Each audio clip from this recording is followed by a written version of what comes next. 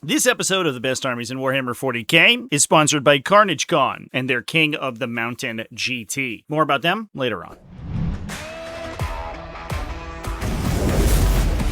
What's up, folks? Welcome back to TacticalTortoise. My name is Trevi, and it's time for another episode of the Best Armies in Warhammer 40k, the weekly video series where we go through undefeated results from the past week and talk about what's currently winning. And this is a bit of a quiet week for the weekend of August 8th and 9th, 2026, as we prepare for the arrival of the WTC coming later this week and next weekend. A lot of players have been traveling, and we don't see a ton of large events occurring. There is, of course, a lot of competitive players going to the ITT International Team Tournament on the lead up to the WTC. So that's, I think, where a lot of the talent has gone. But we did still see some relatively large events. That includes things like the Utah Cup as well as the Gem City GT. And as we move on over to a metagame breakdown, we can see that a lot of the things that we've noticed over the last couple of weeks have remained the same. Orcs, Dark Angels, Emperor's Children continue to do well. But this week, and one thing that often happens once we do see this kind of distribution of skill, is that we do get to see some other factions coming up out of the woodwork. So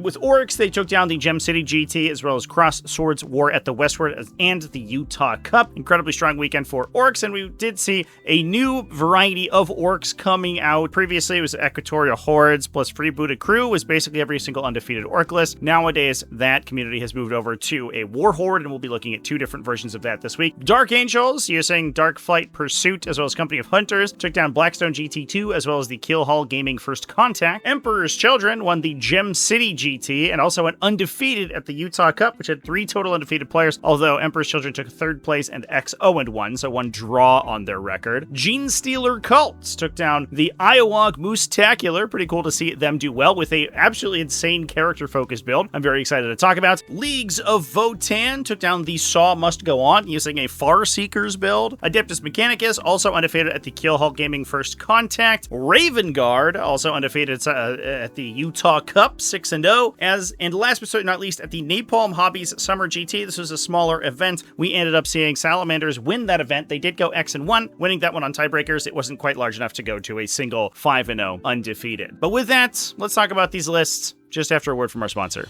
This video has been sponsored by Carnage Con and their upcoming miniature gaming tournaments. Carnage Con is an annual convention held in the gorgeous Killington, Vermont, this year occurring October 16th through 18th, 2026. And while Carnage Con has a ton of events for you to participate in, over the last couple of years, it's also been expanding into Warhammer offerings. That includes the first annual King of the Mountains GT, full-size GTs for both Warhammer 40k and Age of Sigmar. Both of these will be 5-round events for up to 32 players at the absolutely gorgeous Killington Grand Resort. So if you want a nice fall getaway punctuated by absolute carnage and a 5-round Warhammer GT, check them out in the links down in the video description. You can self-register on the event's Best Coast pairing page, but keep in mind that you'll have to buy a pass from the Carnage 29 official tabletop events page in order to secure your spot. And get them now because at the time of recording, they are filling up. So again, mark aside your weekends, October 16th through 18th, 2026, and revel in a little bit of carnage. So we'll start with Orcs and start by talking about one of the larger events of the weekend, the Utah Cup, which was won by Ben Urich, running a War Horde detachment. As I mentioned, most of the Orc lists did well this weekend, did end up moving to a War Horde detachment from the previously extremely popular Equatorial Hordes plus a Freebooted Crew combination. In this case, running a lot of old staples for the faction, Gaskell Thraka plus a Pain Boy with Follow Me Lads for additional movement in a giant boys squad. We have a Beast Boss on Squigosaur with Cunning but Brutal in a large 8-model Squighog Boy squad. That's 6 regular Squighog Boys plus the 2 knobs. We then have another Beast Boss on Squigosaur. No special enhancements on him, but he is in another max size unit of Squighog Boys. And last but certainly not least, Mozrog Scragbad in another unit of Squighog Boys. Now the big benefit here is that War Horde, of course, has the Art as Nail stratagem, which can give any non-vehicle, non-monster orcs -1 to be wounded. So this allows you to present just a mass of these very difficult to kill multi-wound bodies. So unlike other varieties of orcs that will be reliant on more of those boys squads that are single wound models. These guys are much more resilient than those previous archetypes. And we're also taking Wazdaka Gutsmack as well as a Big Mech Danker Rig for a little bit of shooting. We have 3 units of Gretchen for some backline support, as well as a Luda's unit as well. I imagine for some maybe specific spot removal, but also just 50 points for 5 models is not too bad as an additional utility unit, and a couple of guns in there goes a long way. Pretty interesting to see Orcs moving to a more cavalry-focused build from the almost entirely infantry-focused varieties that we've seen previously, but it does project that the faction does have a lot of build variety within it. Beyond just the Orc Boys hordes that we've been seeing for the last, even through the end of 10th edition, we do have other compositions that Orcs can still play that are just as good.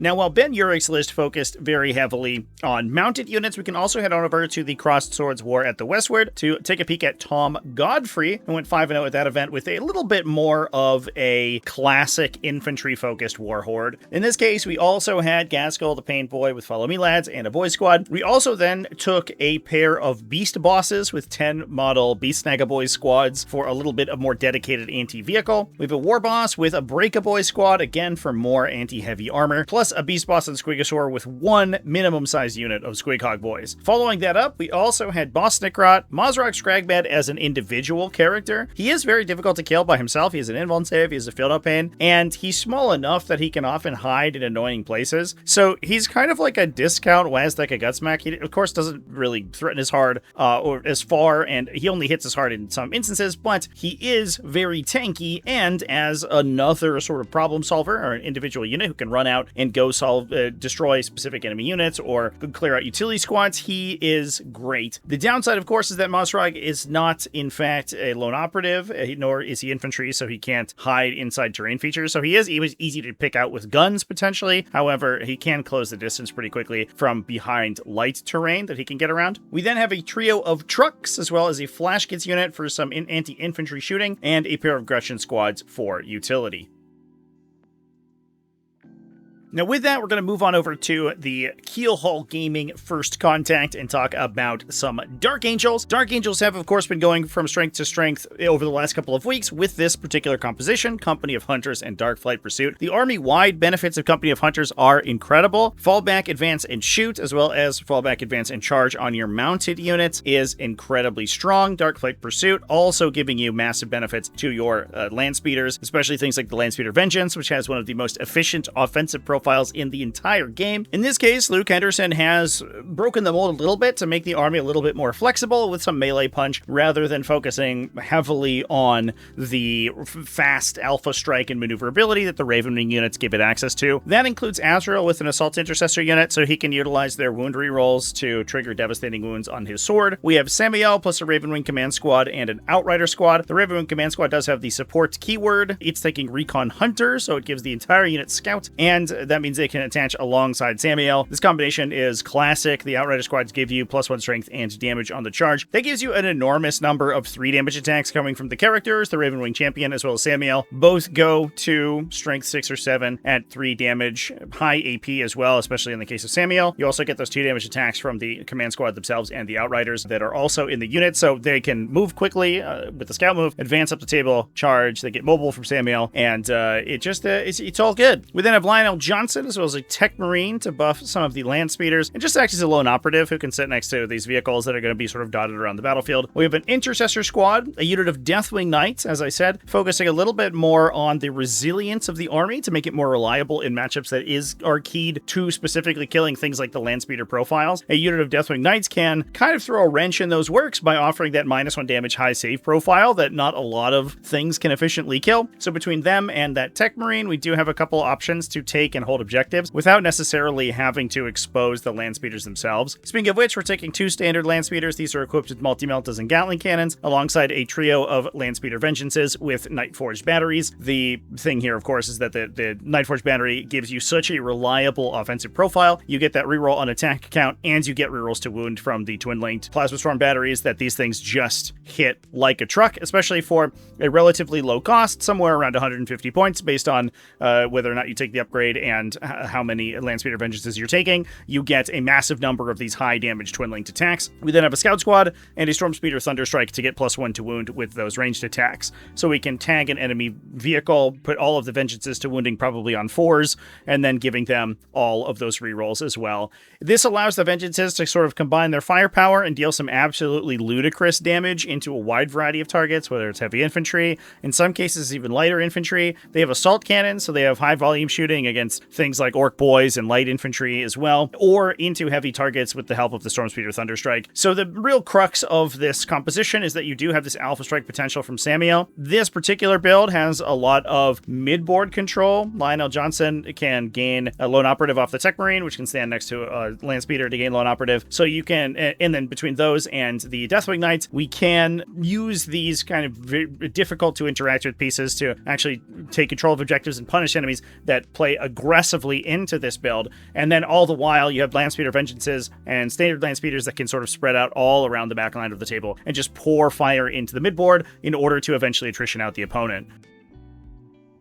Now with that, we'll move on to another high-performing faction in the metagame right now, that being Emperor's Children. And we're going to start over here in the Gem City GT, where Conan Jennings is on a streak with this army, running the combination of Carnival of Excess and Frenzied Host. Now this is a pretty popular combination over the last couple of weeks, as players sort of in the wake of 10th edition have left Coterie of the Conceited behind. We've seen this move towards this combination. Frenzied Host, of course, improves your battle line units, which includes your Lord Exalted and Infractor squads, a lot of the melee damage of the Emperor's Children faction in general, so that's great. We also then, of course, have Carnival of Excess to grant access to Chaos Demons, which gives you lots of very effective light infantry, as well as giving you access to sustained hits or improved criticals on many of those units. So we are running a trio of Lord Exaltants. 2 of those are inside 5-model Infractor squads. These guys are taking a Power Sword on the unit champion alongside dueling sabers and everyone else.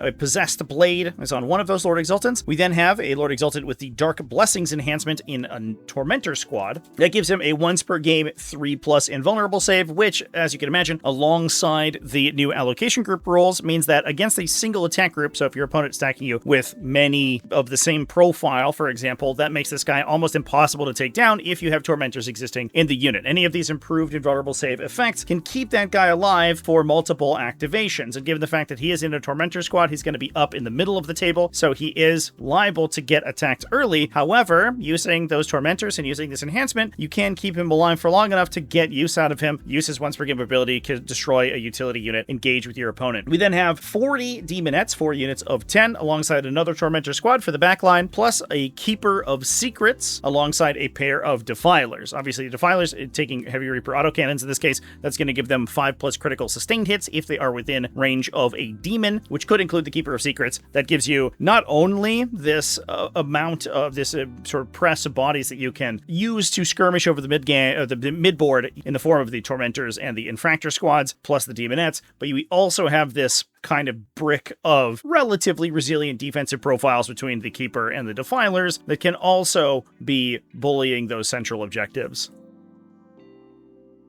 Now, we're going to stick with this faction for a little bit here to talk about a little bit more of an off-the-wall build. Still running Carnival of Excess, but focusing a little bit more on Emperor's Children's heavy infantry. Now, in this case, this is Thomas Moore from the Utah Cup, going 5-0-1, 1 draw on the record. And Thomas is playing a pair of Infractor squads with Lord Exaltants, one with the Possessed Blade, one of them with Warp Walker for some additional speed. However, dropped that additional Lord Exaltant alongside the Tormentors. We did take a bunch of Demonettes, a total of 40 Demonettes, plus a Tormentor squad for the backline, 1 Chaos Rhino for a little bit of a scout action for the Infractor squads that the Lord Exaltants to go into, scout up the Chaos Rhino and project their threat range a little bit farther forward. We do have a Seeker unit to add some additional scouting, in addition to a pair of Defilers. These ones, obviously, of course, with Heavy Reaper autocannons. But the big thing here is that we have a pair of Chaos Terminators. This is for use alongside that Elegant Brute's Detachment, which is going to to give those Terminators +1 to charge on the turn they set up, in this case being via ingress moves. Now, the Emperor's Children Terminators also get access to charge rerolls when they declare a charge against something that they shot at earlier in that same turn. And these guys are both taking the Frenzied Ferocity upgrades,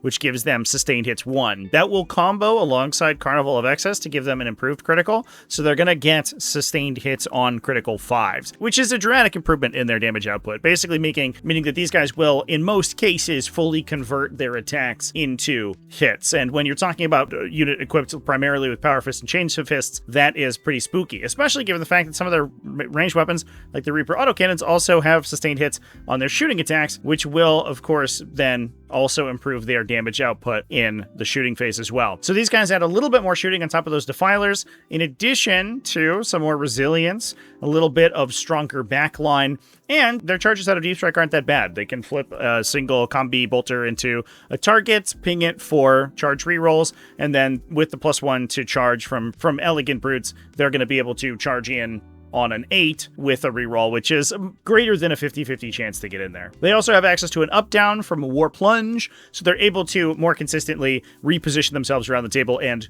constantly gain those charge bonuses. They also have access to Psychedelic Soul Flame, which gives them +2 strength. So those sustained hits are going to be sustaining on relatively high strength attacks.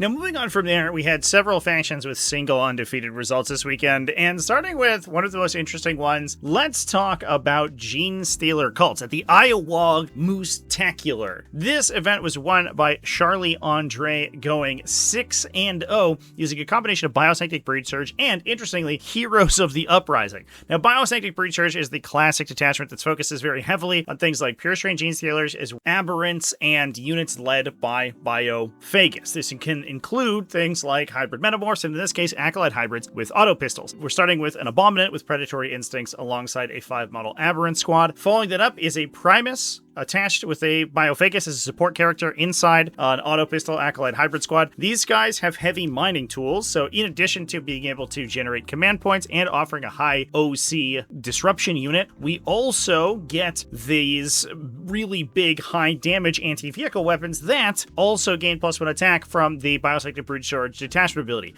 That tends to disproportionately benefit low volume, high impact weapons, since a proportional increase of 33 to 50% potentially for these heavy weapons can go a really long way. Now, from there, we also have 2 additional Biophaguses, both of them with hybrid metamorph squads for some more well-rounded melee output. We have a Patriarch with a unit of 10 Pure Strain Genestealers, Biomorph adaptation on that Patriarch to push him to AP 3, damage 3, claw attacks, and we have a couple of other utility units. Another unit of 5 Pure Strain Genestealers, in addition to Goliath trucks to carry the hybrid metamorphs around, Achilles Ridge Runners with Survey Augers, or one with a Survey Auger, one with a Spotter, those guys to offer some crossfire, and then a massive number of characters. Now, the characters are here to benefit from the Heroes of the Uprising detachment ability. That gives all of your killers, meaning Kellermorphs, Locuses, and Reductus Saboteurs, reroll 1s to hit and wound. In addition to that, you also get access to things like Devastating Wounds, 2+ Fight on Death, which can be very helpful for pinning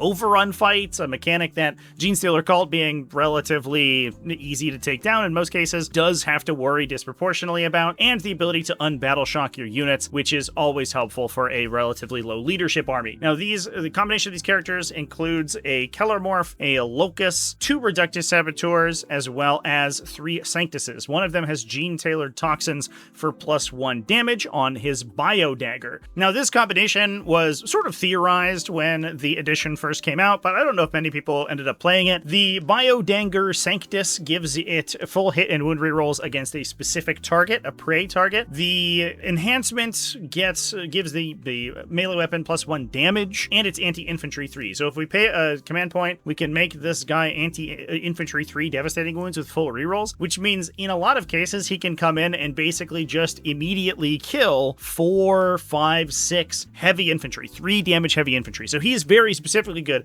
at knocking down those big units. The Sanctuses otherwise are relatively good at killing smaller utility units, so you can use those as lighter trading pieces because they're not too many points and they can clear the way for units like your hybrid metamorphs to get stuck in to your opponent. And especially with Biosanctity Brood Surge being this detachment that really wants to make charges out of ingress moves, because it can apply so many bonuses to their charge rolls and gain such reliability on charges out of Deep Strike, being able to throw units like the Sanctuses or the Calamorph, or even in some cases the Locust, it's in the army as well. The Locust is just a single individual character. He's a little tougher to kill with a 4+ invulnerable save, but he also comes in with 5 2-damage melee attacks with those reroll ones to hit and wounds. You can clear those screening units relatively simply and open yourself up a direction to push units like your Pure Strange Genestealers and your hybrid metamorphs without having to trade down into lighter enemy units. Very cool combination of detachments. I'm really excited to see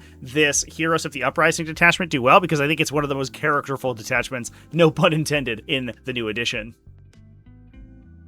Now, moving on from there, we can discuss Leagues of Votann, which took down the Saw Must Go On 2. This was being piloted by Javier Peñu, who was playing a combination of Farseekers and Need Guard Oathband. This is interesting. Farseekers is kind of newer detachment in 11th edition that we haven't really seen make too much wave, but it does have a lot of really powerful benefits for Hernkin units, explicitly things like Hernkin Pioneers. It could grant them lethal hits, reactive moves, and even allow them to spot enemies to grant ignore cover. This is a natural composition alongside Needguard Oathband, which wants to destroy as many enemy units as possible. Being able to do that with these fast-moving Hernkin units is incredibly powerful. It also unlocks the reconnaissance disposition for the army rather than playing Purge the Foe. In this case, Javier was playing a pair of Arcanist Evaluators, a Memnir Strategist with Dead Reckoning. That's to unlock some additional yield points by sitting on the backline, as well as Uthar the Destined. No units attached to him, however. We have a pair of Capricus Carriers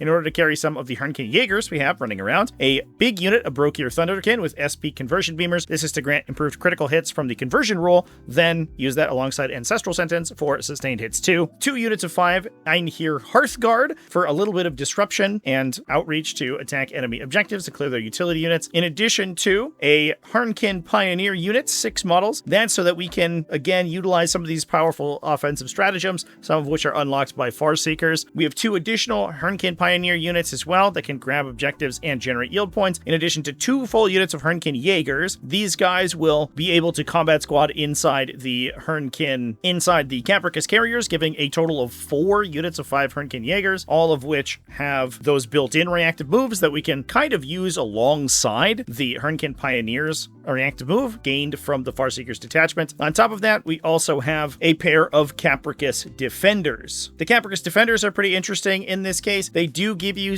access to some aggressive units that can push forward and gain ignore cover. They go pretty hard with the +1 to hit from Farseekers and can deal damage consistently with their move after shooting ability. Last and certainly not least, the army is playing a pair of Hecatan Land Fortresses. Interestingly, however, one of them is equipped with a Magna Rail Cannon. The other one is equipped with an SP Heavy Conversion Beamer for a little bit more consistency. So one of these is going to be that big heavy anti-tank shot. The other one is going to be a higher volume attack with that conversion rule. Very interesting to see this particular build. A lot of times we do see these Needguard Oathband compositions reliant on specific big heavy bricks, especially alongside character synergies. But in this case, we're just going to be running lots of those Hernkin Jaegers and playing a much more skirmish-focused game plan.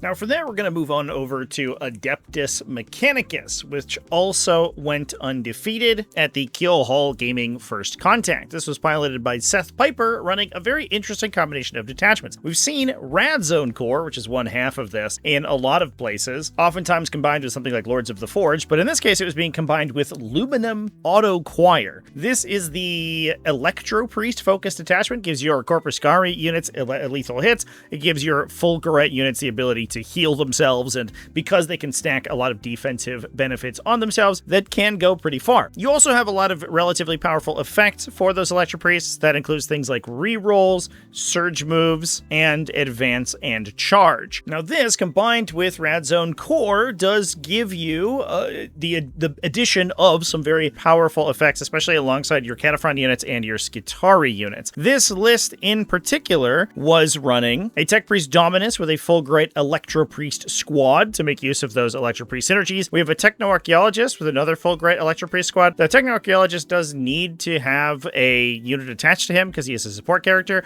However, he also does provide some very powerful backline support because of that 12-inch anti-deep strike, anti-reserve aura that he can provide. The nice combo here is that you can put him behind dense terrain to give him Gone to Ground. Then that prevents enemies from outside of 12 inches from shooting at him. And of course, you can't come within 12 inches. It's kind of the combination that we used to see on Phobos Librarians inside Infiltrator squads, or Kroothawk flocks on Kroot Loon Spears, where you can't shoot them from outside 12 and you can't enter within 12. So as long as you just prevent people from moving there the normal way, then they're just uninteractable from your opponent. We then also have a Skitarii Marshal with the Hastari Fusilier squad.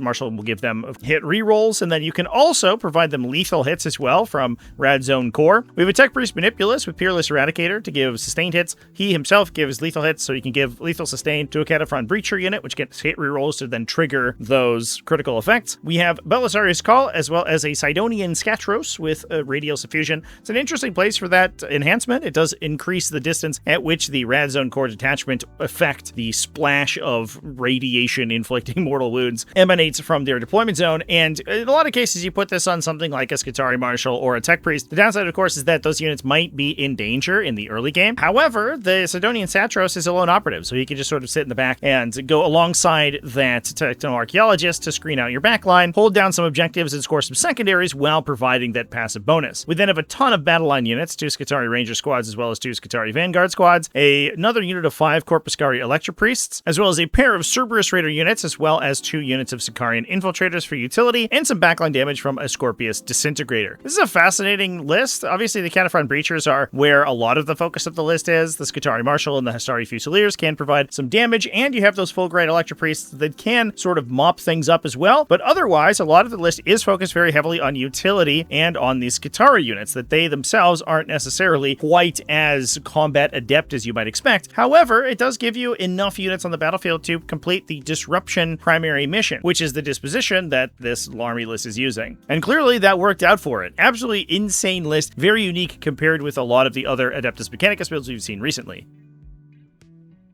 Now with that, let's move on and discuss some Space Marine factions, starting with Raven Guard, which went undefeated at the Utah Cup. This was run by our very own Isaac Terada, Commander Cha-Cha, who you might recognize from the T5S2 Invitational. Finally, one of our few contestants who have made it all the way to the elimination stage. We'll have the full matchups for that in a couple weeks here, I think, once all of the group stage games are completed, but it'll be interesting to see what he brings to that event. In this case, he did bring Raven Guard using a combination of Librarius Conclave and Shadowmark Talon. This is a brew that has come out sort of in the wake of the WTC, where a couple of teams have been running it as a bit of a more mobile version of Space Marines than we've seen in the past. We've seen some similar builds out of things like Hammer of Avernii and out of Firestorm Assault Force or Forgefather Seekers in the case of Salamanders. However, this one is using Shadowmark Talon for its ability to up-down units pretty consistently. So that includes a Librarian Terminator with Celerity to increase the speed of a Terminator assault squad. These guys are equipped with a combination of Storm Shields and Twin Lightning Claws so that we can use the allocation group sequence to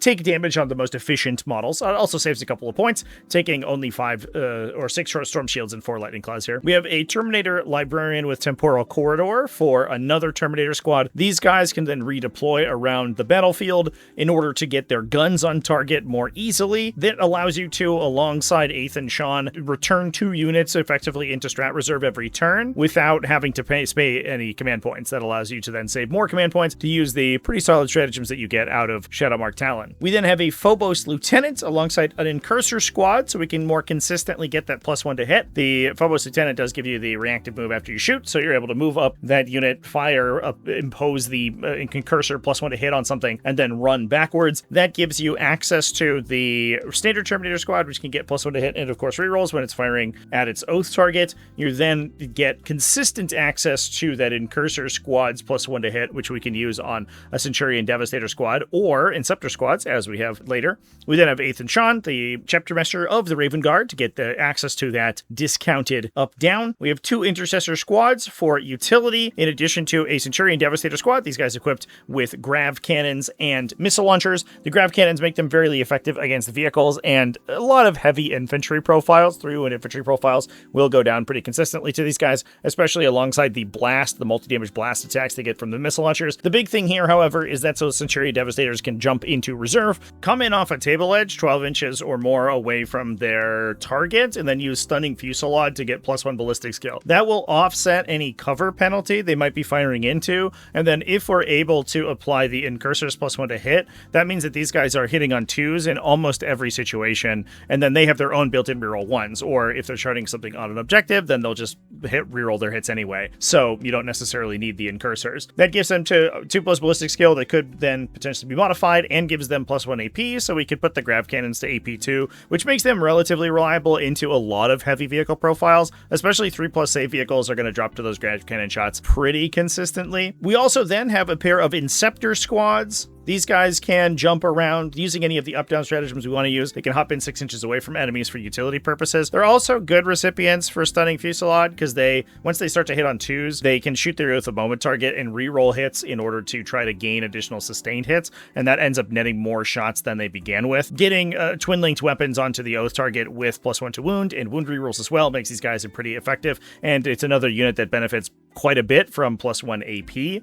We then have a Reaver squad for additional utility, as well as a Scout squad. The detachment obviously does have some pretty solid synergies with Phobos units, and so those Scouts and Phobos units are going to be a little bit more effective in this detachment than they would be in another similar one. Very interesting build, extremely heavy focus on these heavy infantry, but with the ability to redeploy so many of these units around the battlefield, it does make them work kind of like Deathwatch did in previous editions, and we saw how effective those styles of army were. This one just tends to do it a little bit more off of the table edges rather than having pure deep strike on things, but also with a greater focus on those giant Terminator bricks that can really dominate the center of the battlefield and pull focus away from the Devastators that can deal consistent damage over the entire game. And that moves us on to our final list of the week. We're going to head on over to the UK for the Napalm Hobbies Summer GT. This was a 28-player GT, but did end up not going to a single undefeated. Just didn't end up, it had some pair downs lose, I guess, and went to 1-4-1, that being Ashley Brown running Salamanders. We want to talk about Salamanders, Forge Father Seekers plus Librarius Conclave, and this is a very aggressive version of this combination of detachments. Obviously, Forge Father Seekers makes the army faster, gives them bonuses at short range, incredible synergy with things like flamers and melta weapons. Librarius Conclave does a lot of the things we just talked about in the Shadowmark Talon build, gives those huge benefits to librarians, and especially ways to deliver your short range flamer units. In this case, you're running a Gravis Captain with Immolator, that's +1 attacks on your torrent weapons. You can then, because he's attached to an aggressor squad, he can use his own command point discount to get a 1 command point immolation protocols. That gives you devastating wounds on all of your aggressors. The aggressors are naturally twin-linked, so you're going to be firing all of these twin-linked devastating shots without having to put too much work into them. You don't need any additional synergies. We then have a Librarian with Temporal Corridor that allows his unit to up-down, which allows him to more easily get Infernus Marines into the fight. He's attached to a 10 model unit of Infernus Marines. The other benefit here is that he's going to give them an invulnerable save, so while these guys are relatively easy to kill in most cases, that guy will keep them safer for longer. We then have a Terminator Librarian with Celerity to make a Terminator squad faster. That's a standard Terminator squad with Stormbolters and Cyclone missile launchers, but for a lot of the reasons we just talked about, these guys are going to be able to rapid ingress or teleport onto the table, advance and shoot and charge, and basically cross the battlefield a lot quicker than you would expect them to. In addition to doing some pretty serious damage, especially if you're firing at like T4 or T9 targets and benefiting from the Forge Father Seekers +1 strength within 12 inches, you can actually put mass Stormbolter shooting to pretty good use into enemies that don't have a particularly strong save. We have Vulcan Heston, who's an incredible mid-board piece. He can hide himself inside the center of the battlefield using Gaunt to Ground, add 10 OC to a center objective, and then also continuously apply his buff to things for rerolls on flamer weapons. That's going to make all of these Infernus squads ridiculously powerful. Speaking of which, we are running 2 units of 5 Infernus Marines as utility, a pair of Land Raider Redeemers, a pair of Land Speeders. These guys are equipped with multi-meltas to synergize with Vulcan Heston, but they're also equipped with Onslaught Gatling Cannons for some devastating damage. There is an argument to be made to take flamers with these guys because they do do have that synergy with Vulcan, but the Onslaught Gatling Cannon doesn't really require any additional help, so it's a little bit more consistent in those cases. And we also have a Scout Squad. The Land Raider Redeemers are likely going to be carrying around one with the Gravis Captain and Aggressor Squad, the other one with, I would hazard a guess, the Infernus Marine Squad. The smaller 5-model units, because the larger 10-model unit can teleport itself around the battlefield using Temporal Corridor. The other benefit that you get there is that you do have an open spot in one of those Land Raiders for Vulcan Heston, and the one that is not including the aggressors. And Vulcan, because he chooses his extra OC objective when he sets up on the battlefield, you can keep him in a Land Raider early and then jump him out to grant OC to whichever objective you end up needing it on, which is kind of a nice synergy. It's always cool to see Forgefather Seekers doing well, and especially in this case where it is playing this very aggressive version of the detachment, not necessarily using so many tricks as we saw in previous incarnations. However, it just does have this massive onslaught of flamers, not really a lot of long-range shooting besides that one Terminator squad, but these flamers are going to do massive damage to everything in the center of the battlefield. And with that, those are all the best armies of Warhammer 40k for this week. Let me know down in the comment section what you think about them. Thanks for watching all the way to the end of the video. Thanks as well to everybody who supports Tactical Tortoise, whether that's over on Patreon at patreon.com/TacticalTortoise, YouTube channel members, and Twitch subscribers. All you people are amazing, and I love you. Remember to keep it classy, folks, and have happy wargaming.